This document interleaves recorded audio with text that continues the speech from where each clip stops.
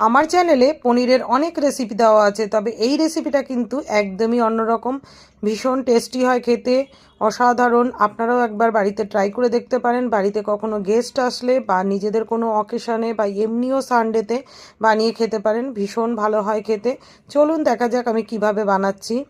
একটা বাটিতে আমি নিয়ে নিচ্ছি সাদা তেল, তারপরে কসুরি মেথি, বিট লবণ, লঙ্কার গুঁড়ো, হলুদ আর গরম মশলা দিয়ে ভালো করে মিক্সড করে নিয়ে ওর মধ্যে পনির, টমেটো, ক্যাপসিকাম আর পেঁয়াজ দিয়ে ভালো করে মিশিয়ে নিলাম।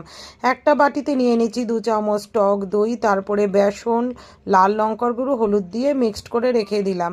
এবার কড়াইতে দিয়ে দিলাম বাটার, তারপরে পনিরটা দিয়ে ভালো করে নাড়াচাড়া করে নিয়েছি একটুকুনি 4-5 মিনিটের মতো, তারপরে নামিয়ে নিয়েছি। তারপরে আবার বাটার দিয়ে ওর মধ্যে দিয়ে দিলাম জিরে, দিয়ে দিলাম মৌরি, এবার দিয়ে দিলাম রসুন কুচি, আদা কুচি, লঙ্কা কুচি দিয়ে 2-3 মিনিটের মতো নাড়াচাড়া করে নিয়েছি। এবার এর মধ্যে বেসন আর দইয়ের যে পেস্টটা ছিল সেটা দিয়ে দিলাম। দিয়ে বেসনের যে কাঁচা গন্ধটা সেটা যেন চলে যায় ততক্ষণ পর্যন্ত একটু নেড়ে নেব।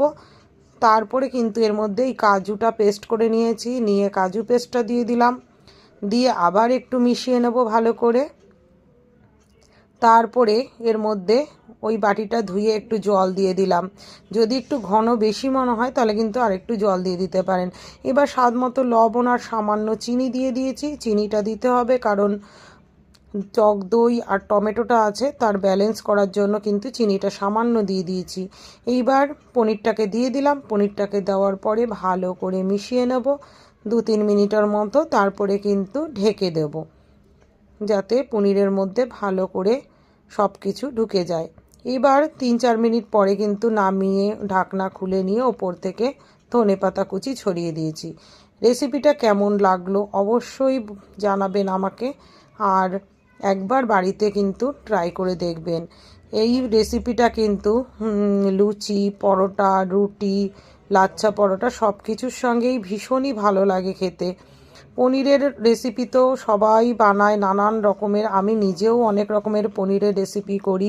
একভাবে পনির আমি রেগুলার খাই না, এদিক ওদিক করে একটু করি। তবে আমার এই রেসিপিটা কিন্তু আমার কাছে ভীষণই ভালো লেগেছে, ঘরে সবারও ভীষণ ভালো লেগেছে, তাই আপনাদের সাথেও আমি শেয়ার করলাম।